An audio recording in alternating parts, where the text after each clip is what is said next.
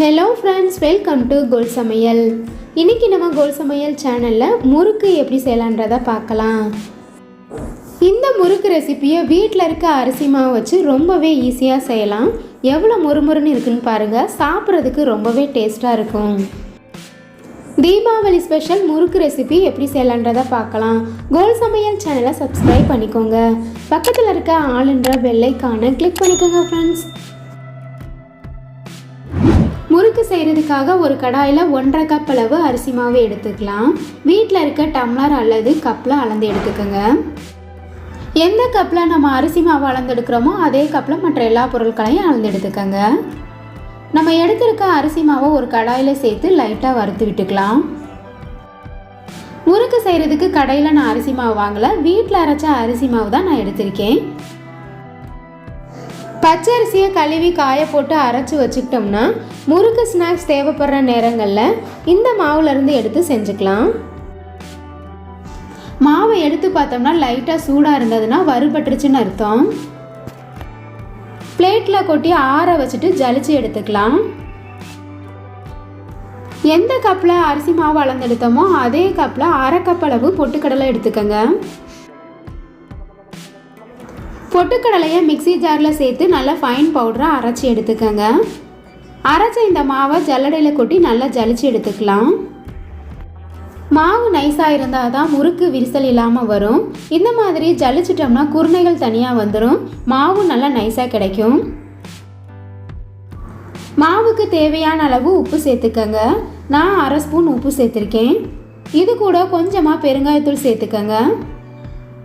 கருப்பு எள் 1 ஸ்பூன் சேர்த்துக்கோங்க.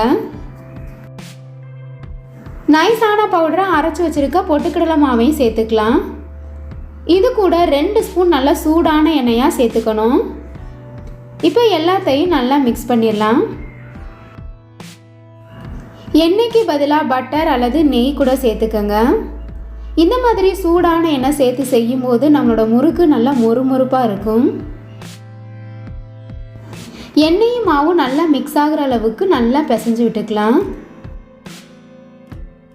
கடைகளில் கிடைக்கிற இடியாப்ப மாவு வச்சு கூட இந்த முறுக்கை ஈஸியாக செய்யலாம். மாவு எடுத்து பார்த்தோம்னா லைட்டாக குட்டி குட்டி உருண்டைகள் மாதிரி இருக்கும். அதை எல்லாத்தையும் நல்லா உடச்சி விட்டுட்டு மிக்ஸ் பண்ணிக்கலாம்.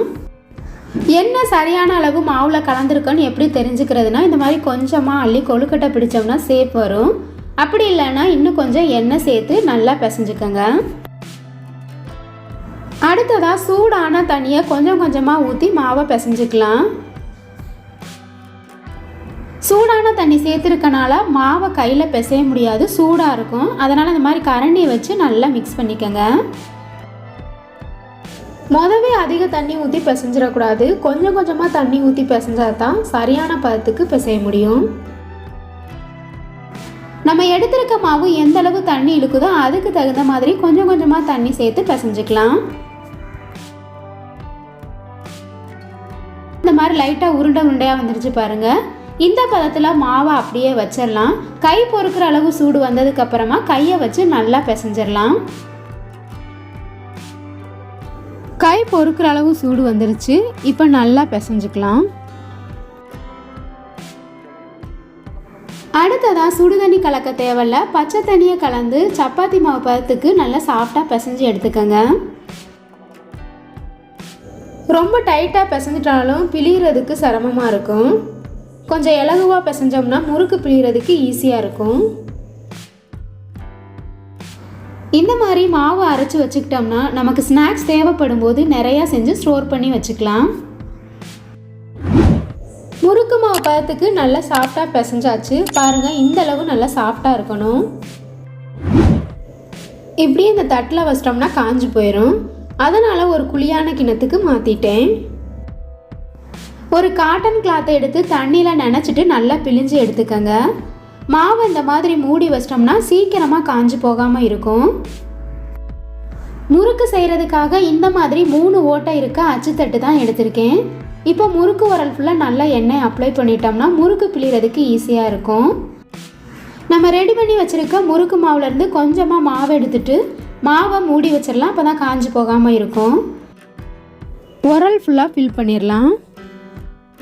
ஒரு கடாயில் முறுக்கு சுடுறதுக்கு தேவையான அளவு எண்ணெய் எடுத்துக்கலாம். நம்ம வீட்டில் இந்த மாதிரி அரிகரண்டி இருக்கும் இல்லையா, அதை எடுத்து இது மேலே முறுக்கு பிழிஞ்சிடலாம். கட் பண்ண பகுதியை நல்லா ஒட்டி விட்டுடலாம். அப்போ தான் பொரிச்சு எடுக்கும்போது பிரிஞ்சு வராமல் இருக்கும். எண்ணெய் நல்லா சூடானதுக்கு அப்புறமா முறுக்கு அதில் போட்டுடலாம். முறுக்கு பொரிச்சு எடுக்கும்போது அடுப்பை மீடியம் ஃப்ளேம்லேயே வச்சுக்கலாம். அப்போ தான் முறுக்கு எல்லாம் உள்ளுக்குள்ளே நல்லா வெந்து வரும். அப்பப்போ முறுக்குகளை எல்லாத்தையும் நல்லா திருப்பி விட்டுருங்க. இந்த மாதிரி பொட்டுக்கடலை மாவு கலந்து செய்கிறப்ப அரிசி முறுக்கு ரொம்பவே டேஸ்ட்டாக மொறுமொறுன்னு இருக்கும். அதே சமயம் சாப்பிட்றதுக்கு ரொம்பவே டேஸ்ட்டாக இருக்கும். வீட்டில் இருக்க எல்லாருமே விரும்பி சாப்பிடுவாங்க. எண்ணெயிலேருந்து நுர வரதெல்லாம் நல்லா குறைஞ்சிருச்சு பாருங்கள். இப்போ நமக்கு முறுக்கு வெந்துருச்சு, வெளியில் எடுத்துடலாம். முறுக்கு லைட்டாக கலர் சேஞ்ச் ஆனால் போதும், வெளியில் எடுத்துடலாம். ஒவ்வொரு தடவையும் முறுக்கை பொரிச்செடுக்கும் போது அடுப்பை மீடியம் ஃப்ளேம்லேயே வச்சுக்கோங்க. ஹை ஃப்ளேமில் வச்சு முறுக்கை பொரிச்சோம்னா சீக்கிரமாகவே கரைஞ்சி போயிடும். அதே சமயம் முறுக்கு உள்ளுக்குள்ளே வெந்திருக்காது. தீபாவளி ஸ்பெஷல் முறுக்கு ரெசிபியை நீங்களும் ட்ரை பண்ணி பாருங்கள். இந்த வீடியோ உங்களுக்கு பிடிச்சிருந்தா கோல் சமையல் சேனலை சப்ஸ்கிரைப் பண்ணிக்கோங்க. லைக் பண்ணுங்கள், கமெண்ட் பண்ணுங்கள், ஷேர் பண்ணுங்கள். பக்கத்தில் இருக்க ஆல்ன்ற பெல் ஐகானை கிளிக் பண்ணிக்கோங்க ஃப்ரெண்ட்ஸ். அப்போ தான் நான் போடுற வீடியோ உடனே உங்களுக்கு நோட்டிஃபிகேஷனில் வரும். Thank you friends.